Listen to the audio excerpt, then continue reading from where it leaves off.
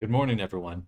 So today's daily is actually like a two-part daily. So yesterday I put together this temple environment that I'll be walking around right now and kind of showing off. And uh, today I got it into Unity. So I built it yesterday, and today I've just been messing around with things like post-processing and color grading and that kind of stuff to get a nice look for the world because I'm suffering a little bit. So this should make things quite nice. Uh, and it's also uploaded to VRChat, so I will include a link to this, and you'll be able to check it out for yourself. Explore my worlds. Let me know what you think. I'm quite excited because as my skills develop, as my workflows get better, I think there's going to be very regular content for you all to explore and see in person with your own eyes, virtually at least. And yeah, so it's a little simple temple. And I guess we'll start with the Unity side of things and then get into Blender. So, uh, you may not, so a lot of people you might be following me for my Blender work, so I apologize for maybe this new software, new learning curve, but we'll just kind of very quickly give an overview. So there's not too much in this scene. And the scene itself is actually contained within this bubble. So we've made this skybox in order to just prevent the visuals. And then further on, I'm going to be taking all my dailies and putting them into the same world so I can upload to VRChat. And there'll be different bubbles for each daily. So that way we can get different lighting effects per world and to just kind of keep things cohesive but separate. At least that's the thought. uh, and yeah, and it'll allow me some room for optimization. But it's pretty simple. So there's this ice temple object, and this has a few different things. So we've got the skybox, which I just showed off, the big bubble.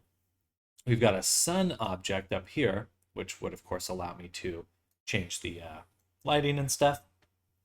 Let's go show the settings for this really quick. The main thing of interest, in my opinion, is this cookie here. So by adding it doesn't have to be an RGB texture, interestingly enough, but it is used as grayscale. But you can put this RGB in here, and you're going to get this nice kind of dappled lighting. So if I move it, you can kind of see the lighting. And eventually, I would love to have this animated. And I think for most worlds, I will try to include some element of animated lighting. And in fact, just for every world, some animated element, because that's really how things feel alive. Sound, movement, even if the world's static, you can have lights move. So that's the plan. Now, then we just have some very similar. If you've seen my other videos, the lava one, we have this scattered objects that have been shrink wrapped and then extruded from the surface. We have these little temple objects, which are just using my face instancer mods. And I think it's looking pretty good. I think it's coming together quickly, and ideally, I'll be able to create environments just extremely rapidly. So I'm excited. Oh yeah, and then there's also a reflection probe in here. So this probe is just looking for the skybox. Sorry, not the skybox as in the Unity skybox, but this bubble that I've made. So it's just looking for that.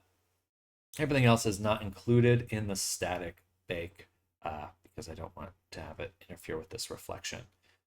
And then probably, Unity's so limited on the graphics side.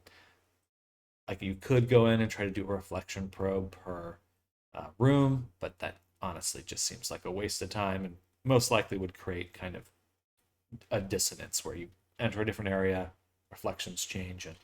But time will tell. Maybe I'll do that eventually.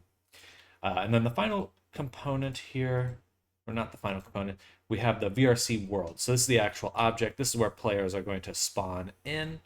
And maybe I should move it to the center, but having fun with it. We're just keeping it loosey-goosey. We can always improve things down the line. Okay. And then here, we also have the main camera. So the camera, you can set it so when players enter a world, we have a reference camera, and it takes all the components off that camera and places them on the player's camera. And that's so you can transfer the post-processing, maybe any logic you might have. Pretty simple and easy. And then the volume here, the PP volume, post-process volume, is what gives us our bloom and ambient occlusion. And these are really the only two effects you can add, at least in VR. I think you could keep adding stuff, but eventually you're just going to slow things down. And I want to keep it very accessible and focus more on the modeling, texturing, and kind of material techniques to improve the visual quality. Because honestly, lighting in Unity is awful. I mean, try to imagine building a light map for all these rocks and stuff. It's actually just silly to think about. So I could make light maps pretty quickly in geometry nodes. Let's not think about that right now. Okay, let's go to the Blender side of things. So you can see it has a similar look. It is definitely not the same. I'm going to try to, as we continue, see how closely I can recreate the look we have in Blender to the look we have in Unity. And I do think that's going to take just quite a bit of time. I think the first thing to do is probably turn off the ray tracing, because there's no ray tracing. And already that looks a lot more similar. Yeah, I'll probably develop like a suite of scripts to import things. You know, ideally I just click export and everything in Unity is pretty much up and running. We put mesh colliders on the right objects, the lights properties are updated to match the look as closely as possible, etc., yada yada. Yeah. Okay, let's look at the actual graphs now, so we can explain how this is being made. Okay, so right here, for the temple object, it actually is. Just do this. Click. Hide. So for the temple object, we have a few different pieces for this. So this is in here, the temple. We have the roof, and we have the walls. Expand this a little bit. Now, I actually did not build any custom graphs for any of these. These are just using my standard nodes because I've kind of distilled all the logic that I've been doing previously into just modifiers instead, which is awesome. So what we can do is we have the same object. If I go in here and select A, you can see we have this one object. It has the same position as the other one. And in fact, if you look at the object data, you can see that they are sharing that data. So when I update one, I update the other one, excluding the position. But this allows me to create vertex groups, which I have done. For the walls, for example, right now you can't see them because we used a mask right here. So on both of these instanced objects, we have a mask modifier, which deletes a selected group of vertices. And for the walls here, we actually delete everything but the walls. And on the roof, we delete the walls. So all it takes to make that simple change is using the mask here. And again, you could have one object that you're just using vertex groups to select different parts of, and then you can have a different modifier stack on each instance object to select just that one thing that's important to you. And in this case, so we select just the roof and we solidify it. And that's to prevent any face orientation issues. That's what the red's coming from, because we're seeing the back faces. And on those roof and on the walls, once we've selected them and extracted them, we're doing the face instancer, which is looking at our temple walls set up here. You can see we have this little stamp that we've been putting on it. Yeah. All right, let's look at the terrain. The terrain, also relatively simple. We have a subdivision to smooth it out. It looks like we do have one geonode here. What are we doing with that one? This is just mixing those colors. So the colors here are just from this one geonode. So we'll call this